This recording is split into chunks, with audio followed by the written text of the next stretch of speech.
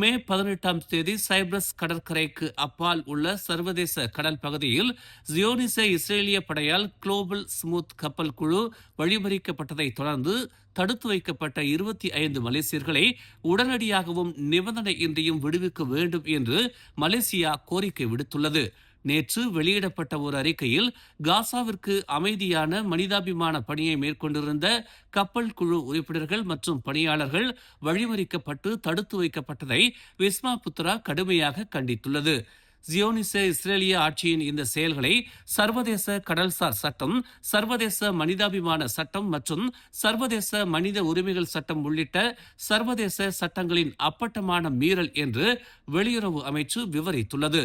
சர்வதேச சட்டத்தை இஸ்ரேல் தொடர்ந்து மீறுவதற்கும் மனிதாபிமான பணிகளுக்கு எதிரான தாக்குதல்களை நடத்துவதற்கும் ஐக்கிய நாடுகள் பாதுகாப்பு சபை மற்றும் சர்வதேச சமூகம் இஸ்ரேலை பொறுப்பேற்க செய்ய வேண்டும் என்று மலேசியா அழைப்பு விடுக்கிறது என்று அந்த அறிக்கை தெரிவித்துள்ளது. மேலும் பாலஸ்தீன மக்களுடன் தனது ஒற்றுமையையும் ஒரு நியாயமான, விரிவான மற்றும் நீடித்த அமைதியை அடைவதற்கான முயற்சிகளுக்கு தனது ஆதரவையும் மலேசியா மீண்டும் வலியுறுத்தியது. 94 பாதுகாப்பு அம்சங்களை கொண்ட புதிய மலேசிய கடவுச்சீட்டுகளை குடிநுழைவுத்துறை ஜூன் 1ஆம் தேதி முதல் வழங்க தொடங்கும் என்று அதன் தலைமை இயக்குநர் ஜகாரியா ஷபான் தெரிவித்துள்ளார். புத்ராஜியாவில் உள்ள குடிநுழைவுத்துறை தலைமையகம், ஜலான் டூத்தாவில் உள்ள கோலாலம்பூர் கடவுச்சீட்டு அலுவலகம், வங்சாமாஜு நகர்ப்புற மாற்ற மையம் மற்றும் ஷா அலாம் குடிநுழைவு அலுவலகம் ஆகியவை இதன் முதற்கட்ட பணிகளில் ஈடுபடும் என்று அவர் குறிப்பிட்டார். ஜூலை மாதத்திற்குள் நாடு தழுவிய முழுமையான விநியோகம் எதிர்பார்க்கப்படுவதாக அவர் கூறினார். முன்பு நமது கடவுச்சீட்டுகளில் 49 பாதுகாப்பு அம்சங்கள் இருந்தன. ஆனால் புதிய பதிப்பில் பாதுகாப்பு அம்சங்கள் கிட்டத்தட்ட 2 மடங்காகியுள்ளன. இது நமது கடவுச்சீட்டுகளை மேலும் பாதுகாப்பானதாகவும் போலியாக உருவாக்குவதை தடுக்கும் ஆற்றல் மிக்கது என்றும் புத்ராஜியாவில் அவர் கூறியதாக பெர்னாமா செய்தி வெளியிட்டுள்ளது.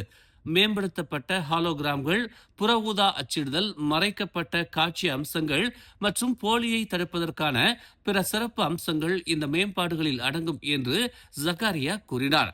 கடவுச்சீட்டு புத்தகத்தை கட்டுவதற்கு பயன்படுத்தப்படும் நூல் கூட அதன் சொந்த பாதுகாப்பு அம்சங்களை கொண்டுள்ளது. மேலும் ஒவ்வொரு பக்கமும் வித்தியாசமாக வடிவமைக்கப்பட்டுள்ளது என்று அவர் கூறினார். தங்கள் கடவுச்சீட்டுகளை மாற்றுவதில் அவசரப்பட வேண்டாம் என்று ஜகாரியா பொதுமக்களுக்கு அறிவுறுத்தினார். 6 மாதங்களுக்கு மேல் செல்லுபடியாகும் தற்போதைய கடவுச்சீட்டுகள் பயணத்திற்கு செல்லுபடியாகும் என்றும் அவற்றை மாற்ற வேண்டிய அவசியம் இல்லை என்றும் அவர் கூறினார். மேலும் இணைய வழியில் கடவுச்சீட்டுக்கு விண்ணப்பிக்கும் பொதுமக்கள் செயற்கை நுண்ணறிவு மூலம் மாற்றி அமைக்கப்பட்ட படங்களை பயன்படுத்தாமல் உண்மையான புகைப்படங்களை பயன்படுத்த வேண்டும் என்றும் அவர் நினைவூட்டினார். விண்ணப்பதாரர்கள் தங்கள் புகைப்படங்களை மேம்படுத்த முயன்ற பல நிகழ்வுகளை தாங்கள் கண்டறிந்துள்ளதாக அவர் தெரிவித்தார். உதாரணமாக, படங்களை பிரகாசமாக்குவது அல்லது அவற்றின் தோற்றத்தை மெருகூட்டுவது, மேலும் செயற்கை நுண்ணறிவை பயன்படுத்தியுள்ளது போன்ற விஷயங்களை அவர் சுட்டிக்காட்டினார். மேலும் செயற்கை நுண்ணறிவு மூலம் உருவாக்கப்பட்ட படங்களை கண்டறியும் நிபுணத்துவம் தங்கள் அதிகாரிகளிடம் உள்ளது என்றும் அவர் குறிப்பிட்டார். டாமன்சாரா ஷா அலாம் விரைவுச் சாலையில் போக்குவரத்து விதிக்கு எதிராக வாகனம் ஓட்டியதற்காக 80 வயது மதிக்கத்தக்க ஒரு பெண்ணை காவல்துறை கைது செய்தது.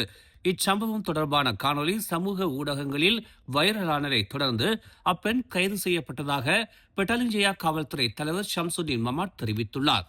நேற்று முன்தினம் இரவு சுமார் 9:30 மணி அளவில் நெடுஞ்சாலையின் 10.8வது கிலோமீட்டரில் அந்த பெண் வீட்டிற்கு செல்லும் வழியில் வழி தவறியதாக முதற்கட்ட விசாரணையில் தெரிய வந்துள்ளதாக அவர் கூறினார். பின்னர் அவர் அந்நெடுஞ்சாலையில் இருந்து வெளியேறும் வழியை தேடுவதற்காக போக்குவரத்து விதிக்கு எதிராக வாகனம் ஓட்டியதாக தெரிவிக்கப்பட்டுள்ளது. சந்தேக நபரின் வாகனம் சம்பந்தப்பட்ட எந்த விபத்துகளும் பதிவாகவில்லை என்றும் தெரிவிக்கப்பட்டுள்ளது. அலட்சியமாகவும் அபாயகரமாகவும் வாகனம் ஓட்டியதற்காக 1987ஆம் ஆண்டு சாலை போக்குவரத்து சட்டத்தின் பிரிவு 42 ஒன்றின் கீழ் இந்த வழக்கு விசாரிக்கப்பட்டு வருவதாக ஷம்சுதீன் கூறினார். ஏப்ரல் 13ஆம் தேதி முதல் 17ஆம் தேதி வரை நாடு தழுவிய அளவில் மேற்கொள்ளப்பட்ட ஒரு நடவடிக்கையில் ஃபியூரானைல் ஃபென்தனைல் கலந்திருக்கலாம் என சந்தேகிக்கப்படும் 19.67 கிலோகிராம் வேப் திரவத்தையும் கலப்படம் இல்லாத 186.54 கிலோகிராம் வேப் திரவத்தையும் காவல்துறை பறிமுதல் செய்துள்ளது. இவற்றின் மொத்த மதிப்பு 46 லட்சம் ரிங்கிட் என கணக்கிடப்பட்டுள்ளது. இந்நடவடிக்கையில் காவல்துறை 1670 இடங்களில் சோதனை நடத்தி 5 பேரை கைது செய்துள்ளதாக புக்கிட்டமான் போதைப்பொருள் குற்ற புலனாய்வுத்துறை இயக்குநர் ஹுசைன் ஒமார் கான் தெரிவித்தார். போதைப்பொருள் கலந்த வேப் திரவத்தை பயன்படுத்திய பிறகு போதையில் இருப்பதாக சந்தேகிக்கப்படும் நபர்களை காட்டும் வைரல் வீடியோக்களை தொடர்ந்து ஒரு வேப் தயாரிப்பு விநியோகஸ்தர் உட்பட மேலும் 6 பேரை காவல்துறை தனியாக கைது செய்துள்ளதாக அவர் கூறினார். இளம் பருவத்தினரிடையே வேப் பயன்பாடு கவலைக்குரிய நிலையை எட்டியுள்ளதாகவும் இது மேலும் தீவிரமான போதைப்பொருள் துஷ்பிரயோகத்திற்கு ஒரு நுழைவாயிலாக மாறக்கூடும் என்றும் அவர் எச்சரித்தார்.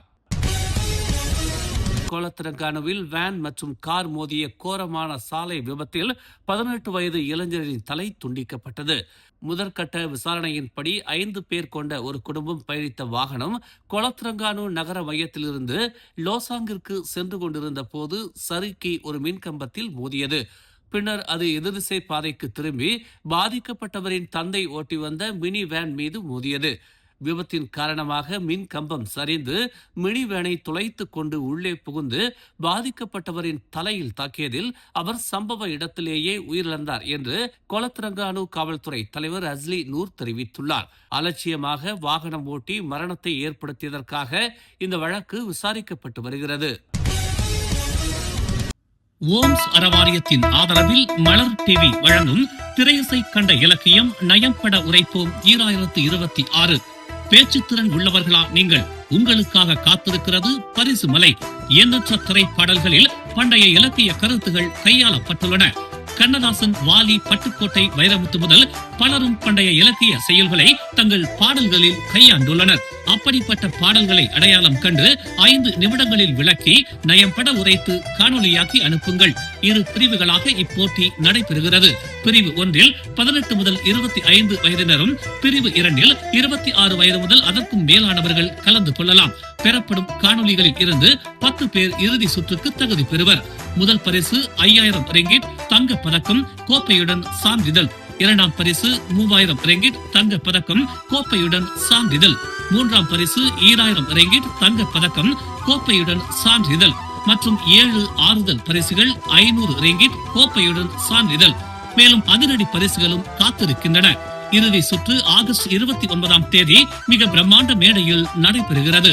போட்டிக்கான மேல் விவரங்களையும் விதிமுறைகளையும் malartv.org எனும் அகப்பக்கத்தில் பெற்றுக் கொள்ளலாம். தொடர்புக்கு 0112244301 என்ற எண்களில் அழைக்கலாம். பங்கேற்பாளர்கள் உடனே பதிவு பாரத்தை பூர்த்தி செய்து போட்டியாளராகுங்கள்.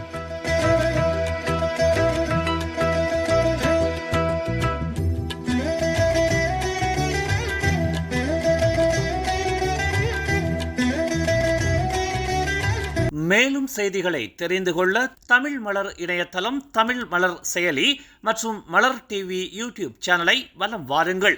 எங்களோடு இணைந்திருக்க மலர் டிவியை பதிவு செய்து கொள்ளுங்கள். உறவுகள் மகிழ்ந்திட விருப்பம் மற்றும் பகிர்வு சேவையை சொடுக்கிடுங்கள்.